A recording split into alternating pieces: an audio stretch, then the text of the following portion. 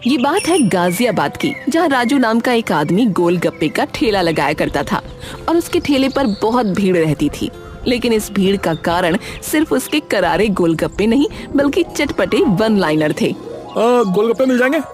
अरे क्यों नहीं मिलेंगे, इनके बाप को भी मिलना पड़ेगा। अच्छा चलो भाई, तीखे लगा दो थोड़ा। अरे मेरे गोलगप्पे इतने तीखे हैं कि आपका साल भर का स्ट्रेस 2 मिनट में हवा हो जाएगा। है? अरे तीखे गोलगप्पों से स्ट्रेस कैसे दूर हो सकता है भाई? अरे ये गोलगप्पे इतने तीखे हैं कि इन्हें खाकर इंसान को सिर्फ एक ही स्ट्रेस रह जाता है कि अब सुबह मेरा क्या होगा।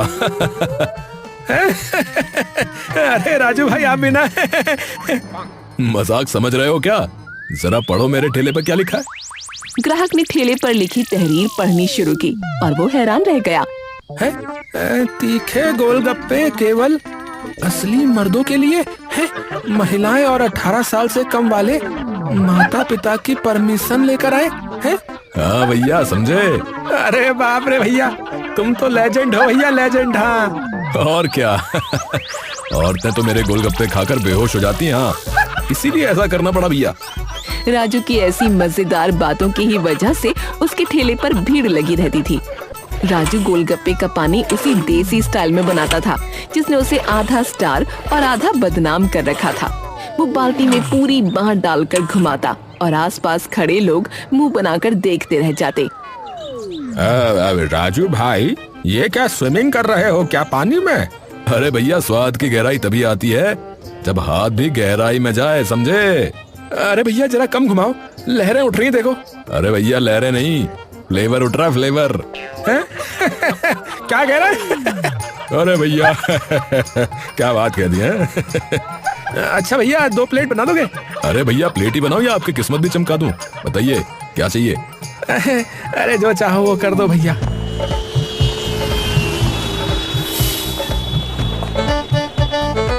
ओहो हो देखो कौन आया है। इनके आते ही माहौल में खुशबू आ गई भैया। हाँ भैया हमें जरा एक्स्ट्रा तीखा देना। अरे गप्पू साहब जीभ से धुआं ना निकला तो नाम बदल देना, बता रहा हूँ। कई लड़के फेक एटीट्यूड में आते कि हम तो सबसे तीखा खा सकते हैं। भैया हमको दे दो सबसे तीखा, पक्का ना? कल के अखबार में कहीं नाम ना छप जाए फिर आपका, देख लेना। अरे रहने दो, दे तो दो। ठीक है भैया ठीक है, अभी दे रहा हूँ, पर घर का एड्रेस व्हाट्सएप कर दो भैया, कहीं एम्बुलेंस गलत जगह ना पहुंच जाए भैया। अरे क्या बात करता है ये भी है।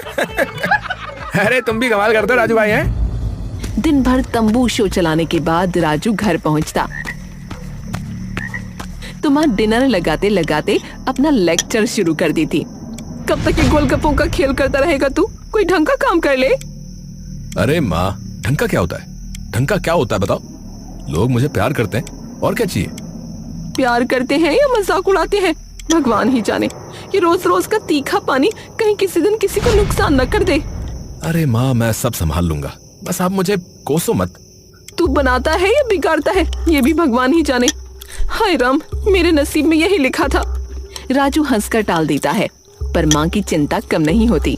तभी पायल उसकी 10 साल की बेटी, पापा मैडम बहुत डांटती है, आज फिर बोला फीस नहीं आई तो पेरेंट्स को बुलाऊंगी। अच्छा चल कल कुछ करेंगे, तू टेंशन मत ले, ठीक है? देख लिया बच्ची भी परेशान है और तू मजाक में लगा है। तभी पड़ोसी बंटी आया।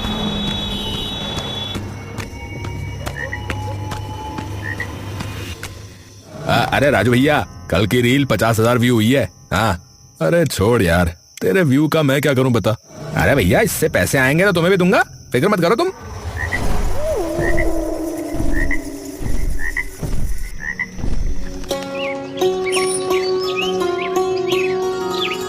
अगले दिन फिर उसने ठेला लगाया और फिर गप्पू आ पहुंचा। ए यार राजू तेरे डायलॉग का कॉपीराइट करा ले भाई, नहीं तो कोई नेटफ्लिक्स वाला उठा ले जाएगा, बता रहा हूँ। अरे भाई तू भी ना बकलोल है भाई। ए औरतें बेहोश हो जाती है वाला डायलॉग यार, वो ना तू हटा दे, एक दिन पंगा ना हो जाए भाई। अरे मजाक है भाई मजाक, लोग एंजॉय करते हैं यार ऐसी बातें सुन के। ए भाई मजाक ही तो सबसे बड़ा खतरा होता है आजकल, समझा तू?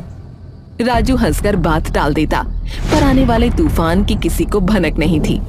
एक दोपहर की बात है।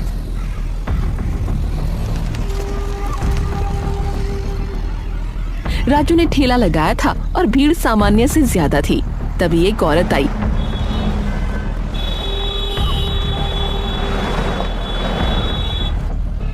काले बुर्के में, चेहरा पूरा ढका हुआ, वो बिल्कुल चुप थी, जैसे डर के साए में हो।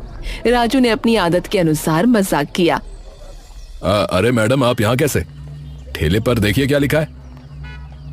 पता है, पर प्लीज खिला दीजिए। देखिए ध्यान से खाना, कहीं आप भी सीधे ना गिर जाएं। हाँ। लेकिन वो औरत ना हंसी ना कुछ बोली, बस प्लेट ली और तेजी से खाने लगी। पहला गोलगप्पा, फिर दूसरा, जैसे किसी जल्दबाजी में हो। अरे अरे अरे, इतनी स्पीड! अरे वाह, लगता है आप तो रिकॉर्ड बना के ही मानेंगी। हाँ। लेकिन जैसे ही उसने तीसरा गोलगप्पा उठाया, उसकी उंगलियां कांपी। गोलगप्पा उसके हाथ से फिसला और अगले ही सेकंड वो जमीन पर गिर गई। अरे अरे, ये क्या हुआ? उठाइए इसे। ए भैया, पानी दो, पानी दो। हाँ। अरे, ये तो हिल भी नहीं रही। एक औरत चिल्लाई, लगता है बेहोश हो गई। एक आदमी वीडियो बनाने लगा और हंसते हुए बोला, ए भाई भाई, वायरल कंटेंट भाई। लेकिन राजू घबरा गया, क्योंकि असल में आज तक कोई औरत उसके गोलगप्पे खाकर बेहोश नहीं हुई थी। अरे बहन जी, उठिए। अरे मजाक मत करिए, उठिए प्लीज। पर वो हिल भी नहीं पा रही थी, उसका शरीर ठंडा होता जा रहा था। एम्बुलेंस बुलाई गई। डॉक्टर ने चेक किया, उसका चेहरा गंभीर हुआ और बोला, देखिए, इनकी मौत हो चुकी है। सब हैरान रह गए। राजू के तो पैरों तले जमीन खिसक गई और वो भीड़ जो अब तक मजे ले रही थी भड़क गई। अरे भाई, ये वही तो बोलता था ना कि औरतें बेहोश हो जाती हैं। इसने सच में मार दिया। अरे भाई, इसका ढेला बंद कराओ यार, ये वरना औरों को भी मार देगा यार। बंद कराओ इसका ढेला। मीडिया की गाड़ियां आ पहुंची, कैमरे ठेले पर तान दिए गए। रिपोर्टर सीमा सामने आई। ये है वो ठेला और ये है वो आदमी जिसके गोलगप्पों ने जान ले ली। राजू पत्थर की तरह खड़ा था। उसका पूरा मजाक, उसका शो, उसकी खुशी सब राख हो चुके थे। उसके हाथ कांप रहे थे, आंखें फटी हुई थीं और दिमाग में सिर्फ एक ही बात घूम रही थी, ये मैंने क्या कर दिया? भीड़ अब भी सदमे में खड़ी थी। तभी दूर से पुलिस की सायरन बजती हुई आई। सड़क पर गाड़ियों का शोर शराबा, चारों तरफ से पुलिस ने घेरा डाल दिया और इंस्पेक्टर राणा आगे बढ़कर ठेले के सामने खड़ा हो गया। उसकी तेज आंखें ऐसे घूम रही थीं जैसे किसी को निगल जाए। हाँ भाई, ठेला सील करो इसका, रे कोई हाथ नहीं लगाएगा। कांस्टेबल यादव ने लाल मुहर लगाई, पीली पट्टियां बांधी और ठेला देखकर ऐसा लगा जैसे कोई क्राइम सीन सीरियल शूट हो रहा हो। राजू के पैर सुन्न थे, भीड़ चुप थी, किसी की हिम्मत नहीं थी कि एक शब्द भी बोले। अबे राजू, तुम ही हो? इधर आओ। जी जी सर। अरे तुम तो रोज बोलते हो कि औरतें बेहोश हो लेती हैं, आज एक तो मरी ली, अब खुश हो लिए? अरे क्या बड़ा क्या पिलाते हो भाई तुम ये गोलगप्पों में? राजू की आंखें भर आईं, उसका गला सूख गया। मजाक उसकी पहचान था, लेकिन आज वही मजाक उसके गले की फांसी बन गया था। सर कसम से ये सब मजाक था, बस बेचने का तरीका था। मैंने किसी को कुछ नहीं किया। इंस्पेक्टर साहब, राजू मासूम है, सब जानते हैं कि ये सिर्फ मजाक करता है, ये ऐसे ही बोल रहा है। अरे मजाक है? अरे भाई, तेरा मजाक लग रहा है के? एक महिला मर गई और सबूत कहाँ जा रहे हैं? सीधा तेरे ठेले की तरफ। इसी दौरान किसी कांस्टेबल ने फाइल लाकर राणा के कान में कुछ कहा। वो फाइल थी मृत महिला की पहचान की। मृत औरत थी नाजिया, एक टीचर, राजू की बच्ची के स्कूल की टीचर, जिसने फीस न होने पर राजू की अच्छी खासी बेइज्जती की थी। ओहो, अब तो कहानी साफ हो ली भाई, मर्डर का मोटिव मिल लिया। सर वो मेरी बेटी की टीचर थी, मैं क्यों मारूंगा उन्हें? राजू की हर बात राणा को झूठ लग रही थी। उसने तुरंत आदेश दिया और पुलिस राजू को पकड़कर ले गई। लोग उसे ऐसे घूर रहे थे जैसे वो सचमुच कोई कुख्यात अपराधी हो। राजू को थाने में लाया गया। कंक्रीट का ठंडा फर्श, लोहे की सलाखें और लोगों की कठोर नजरें सब राजू के दिल को चीर रही थीं। तभी उसकी माँ हांफते हुए अंदर घुसी। साहब, मेरा राजू किसी को चोट नहीं पहुंचा सकता साहब। गोलगप्पे बेचता है, जहर नहीं। हाँ जी माता जी, अरे सबूत मिल रहे हैं, हम काम कर रहे हैं। वो मजाक करता है, पाप नहीं। साहब दया करो, साहब सुनो तो। राजू की माँ रोते रोते जमीन पर बैठ गई। उसकी सिसकियां पूरे कमरे में गूंज रही थीं। राजू उसे देखकर अंदर ही अंदर टूट गया। माँ मैंने सच में कुछ नहीं किया, मेरा मजाक ही मुझ पर भारी पड़ गया। हाय भगवान, क्यों नहीं सुना मैंने अपनी बात करते वक्त। राजू घुटनों को पकड़कर बैठा था और सर सलाखों से टिकाए हुए चुपचाप रो रहा था। उसके बाहर गप्पू खड़ा था। डर उसकी आंखों में साफ दिख रहा था, लेकिन वो हिम्मत दिखा रहा था। लोग क्या बोल रहे हैं? अरे यार, कुछ तो कह रहे हैं कि तू इनोसेंट है, कुछ कह रहे हैं कि यार तू किलर है। अरे यार, मैं किलर नहीं हूँ भाई। गप्पू, मैं कुछ नहीं हूँ। मेरी दुनिया मजाक में थी। कोई मर जाए ऐसा पाप में। मीडिया ने उसे गोलगप्पा किलर कहकर ब्रेकिंग न्यूज चला दी। शहर 2 हिस्सों में बंट चुका था। कई लोग नाजिया के लिए मोमबत्ती लेकर न्याय की मांग कर रहे थे, कई लोग कह रहे थे राजू निर्दोष है।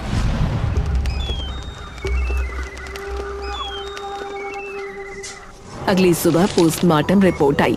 इंस्पेक्टर राणा ने रिपोर्ट पढ़ी और उसके चेहरे पर अजीब सी उलझन फैल गई। सर, सब ठीक है? ठीक तो ना है भाई। ये जो मौत है ना, ये तीखे पानी से नहीं हुई है भाई। क्या कहा सर? हाँ भाई, बॉडी में जो है एक अजीब सा केमिकल मिला है जो खाने में नहीं पाया जाता। पूरे मोहल्ले में खबर बिजली की तरह फैली। लोग हैरान रह गए। राजू के ठेले की पूरी जांच हुई। इंस्पेक्टर राणा का रवैया थोड़ा ढीला पड़ा, पर मीडिया के डर से उसने राजू को छोड़ा नहीं। भाई ये जो मामला है वो कुछ और ही है, पर राजू को अभी रिहा नहीं करना। तो अब क्या होगा? अरे क्या होगा? जांच होगी और क्या होगा? गहराई से जांच करनी होगी। गप्पू थाने के बाहर खड़ा था। उसके दिमाग में एकदम बिजली सी चमकी। अरे भाई, अगर ठेले से जहर नहीं मिला तो जहर किसी और ने दिया होगा ना यार। किसी ने टीचर को टारगेट किया था भाई, राजू को नहीं।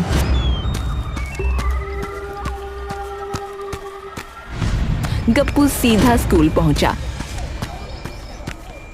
वहां उसे नाजिया की सहेली सोनम मिली। उसके चेहरे पर डर की लकीरें थीं। मैडम नमस्ते। मैडम, नाजिया जी के बारे में कुछ बताइए ना। नाजिया पिछले कुछ दिनों से बहुत डरी हुई थी। पर क्यों? कोई उसका पीछा करता था। रात में अजीब नंबरों से कॉल आते थे और वो स्टाफ रूम में बैठकर रोती थी। कहती थी वो फिर से फोन कर रहा है, वो मुझे देख रहा है। गप्पू की सांसें तेज हो गईं। उसने नाजिया का फोन एक मोबाइल रिपेयर वाले से रिकवर कराया।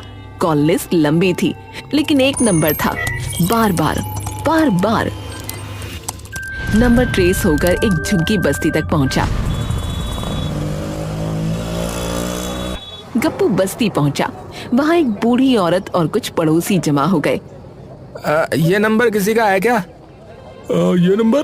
भाई ये नंबर तो जो है, यार वो आसिफ नाम का लड़का है, उसका है भाई ये।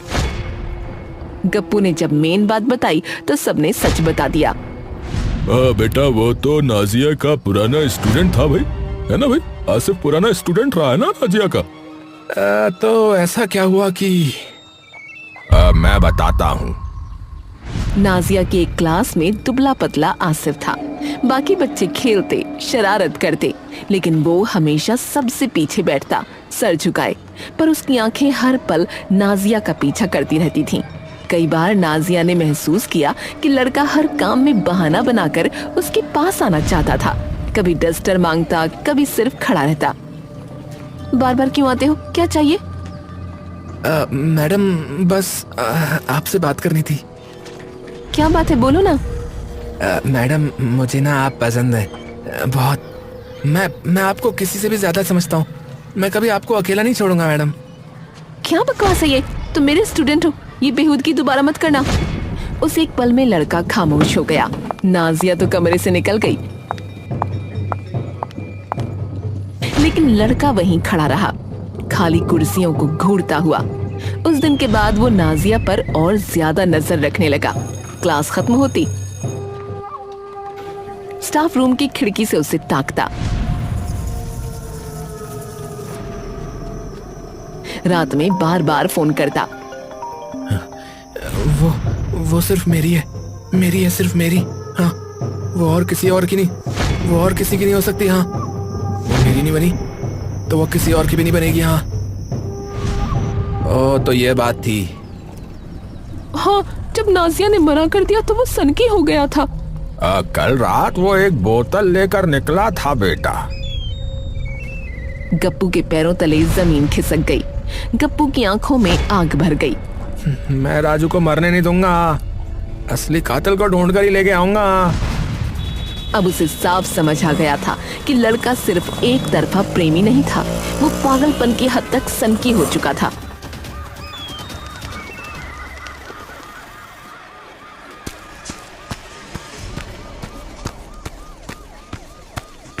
जब वो इंस्पेक्टर राणा के पास पहुंचा और सारी बात बताई तो वो बोले, अरे मैंने कहानी में सुना, समझ लिया, कोई सबूत है तो बोल।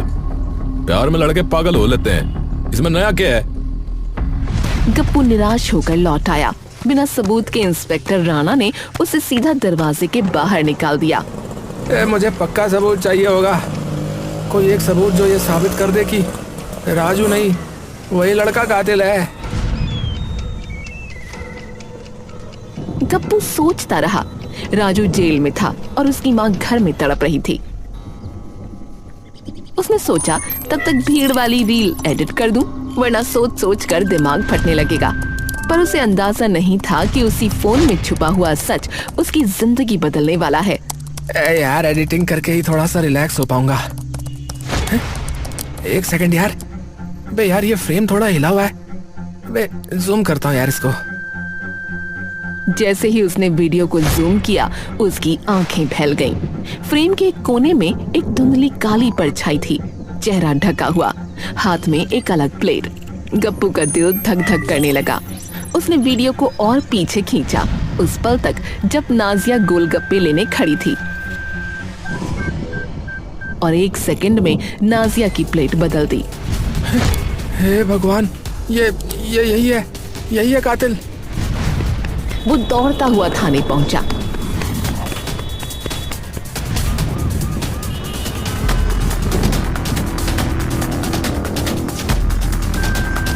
और परमिशन लेकर कमरे की स्क्रीन पर उसने वीडियो चलाया। पूरा कमरा चुप। इंस्पेक्टर राणा स्क्रीन के इतना करीब आ गया कि उसकी सांसें तक मॉनिटर पर पड़ रही थीं। सर ये साफ साफ प्लेट बदल रहा है। अरे देख रहा हूं मैं, और ये तो राजू भी ना है। सर मैंने कहा था नाजिया के पीछे वही था, वही सन के लड़का। अरे केस पलट लिया, पूरे शहर में अलर्ट जारी करो भाई। रात गहरा चुकी थी। थाने के बाहर हल्की पीली स्ट्रीट लाइटें चमक रही थीं। गप्पू सोने ही वाला था कि उसका फोन बजा। अज्ञात नंबर था। उसने कॉल उठाया। आवाज ठंडी, खुरदुरी, डरावनी। बहुत भाग रहे हो मेरे पीछे हैं? तो तू कौन है भाई? जिसको बचाना चाहते हो उसे बचा नहीं पाओगे। ये खेल मेरा है, दूर रहो, नहीं तो अगला नंबर तुम्हारा होगा। फोन कट गया। गप्पू के हाथ कांप रहे थे, पर उसके दिल में डर कम, आग ज्यादा थी।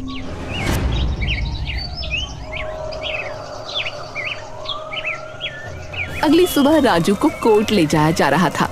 भीड़ जमा थी, पुलिस, मीडिया, कैमरे, रोते हुए लोग, सब जैसे फिल्म की शूटिंग हो रही हो।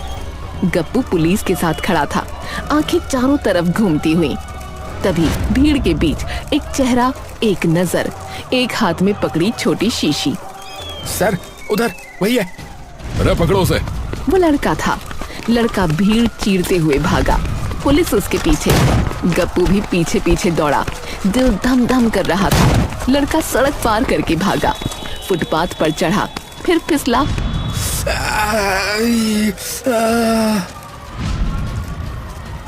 अरे पकड़ इसे। पुलिस ने उसे वहीं गिरा दिया और हथकड़ी लगा दी। लड़के की आंखों में पागलपन था, एक अजीब मुस्कान, जैसे अपने किए पर गर्व हो। हाँ मैंने किया, वो मेरी थी, सिर्फ मेरी। उसने मुझे ठुकराया क्यों है? मैं उसे छोड़ नहीं सकता था। और राजू, उसे क्यों फंसाया? क्योंकि वो सबका चहेता था। भीड़ थी उसके पास, सही मौका था, 2 उसी पे जाता ना, और गया भी। कोर्ट में सन्नाटा, हर कोई सांस रोके सुन रहा था। राजू की आंखों से आंसू गिर रहे थे, पर इस बार वो डर के नहीं, राहत के आंसू थे। राजू निर्दोष है, उसे सीधा कोर्ट से ही रिहा किया जाता है। हर राजू की माँ बेटे को देखते ही फूट पड़ी। उसने राजू को सीने से लगा लिया, जैसे उसे कोई बुरे सपने से वापस मिला हो। मेरे बच्चे, भगवान का लाख लाख शुक्र है। माँ मैं बच गया, माँ मैं सच में बच गया। उधर टीचर नाजिया की माँ आगे आई, आंखों में आंसू पर दिल में कृतज्ञता। तुम दोनों ने मेरी बच्ची को न्याय दिलाया, तुमने बड़ी हिम्मत दिखाई बेटा। मैडम ये तो हमारी जिम्मेदारी थी। मीडिया ने माइक आगे कर दिया, कैमरे चमक रहे थे। राजू ने गहरी सांस ली। मजाक और मनोरंजन एक हद तक ठीक है, पर जब मजाक सीमा पार करे तो ये जीवन भी बर्बाद कर सकता है। आज मेरी जिंदगी पलट गई, बस एक गलत लाइन, एक गलत अंदाज की वजह से। अब मैं समझ गया हूं, सच हमेशा जीतता है।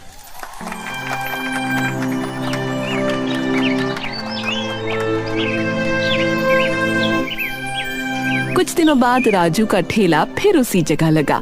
इस बार भीड़ पहले से भी ज्यादा थी, लेकिन ठेले पर एक नया बोर्ड चमक रहा था। हर बात मजाक नहीं होती, सच हमेशा जीतता है। भीड़ ताली बजा उठी।